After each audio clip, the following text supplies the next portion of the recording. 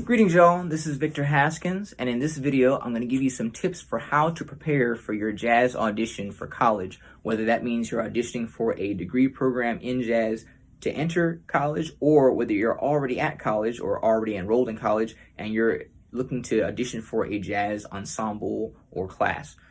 These are some audition tips that are going to help you. I teach the jazz ensemble and jazz trumpet lessons down at William & Mary in Williamsburg, Virginia. So these are some things I would recommend to my students and really to any student.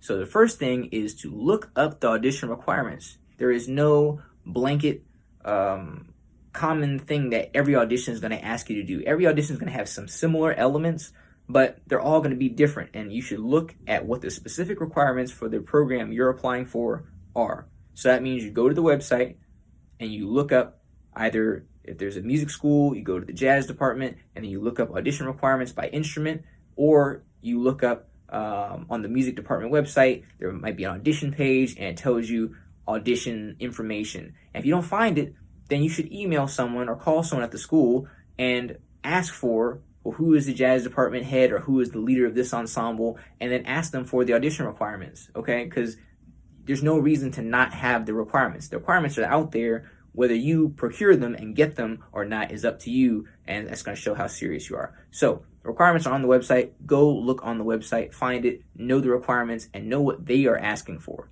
And that's important because, number two, let me get to number two. Number two is to follow the instructions, right? So if they say, we want you to play 2 jazz standards, and we want you to play 1 chorus of the head, 2 choruses of improvisation, and 1 chorus of the head to end it. If that's what they're asking for your recording, for your live audition, do that. You don't get extra points for playing the head twice in, for playing 4 courses of improvisation. Don't do that, because you're not doing what they asked you to do, and you're actually going to be disqualified because of that. Okay, it just looks like you don't pay attention and follow instructions. No one needs people who don't follow instructions on their team. No one wants to hire people who don't follow instructions. Follow instructions. So look on the requirements on the website, number 1. Number 2, follow what they ask you to do. Okay, and number 3, practice sight reading. You should practice sight reading. The only way to get good at sight reading, reading music the first time that you're seeing it, is to practice sight reading. You have to work on it and just sight read things.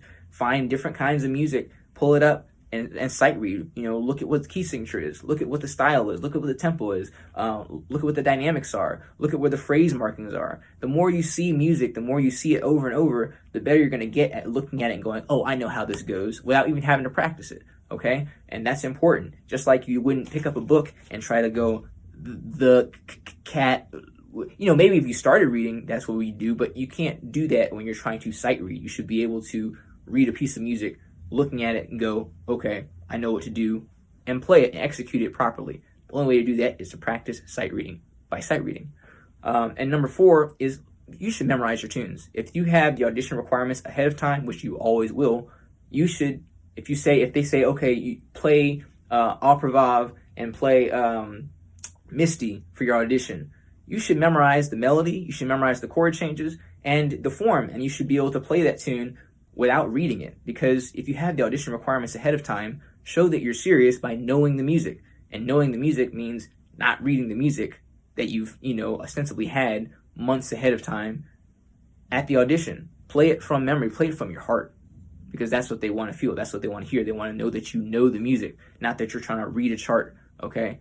You have the audition requirements ahead of time, learn the music. And that's it. That's kind of all the tips I have. Is just basically look up what their requirements are and follow their instructions. If you have questions, feel free to reach out to folks in order to get clarification on things. But basically, if you follow the instructions and you prepare well enough ahead of time, you should do just fine in the audition. So I hope that was helpful, and I'll see you guys in the next video. Good luck.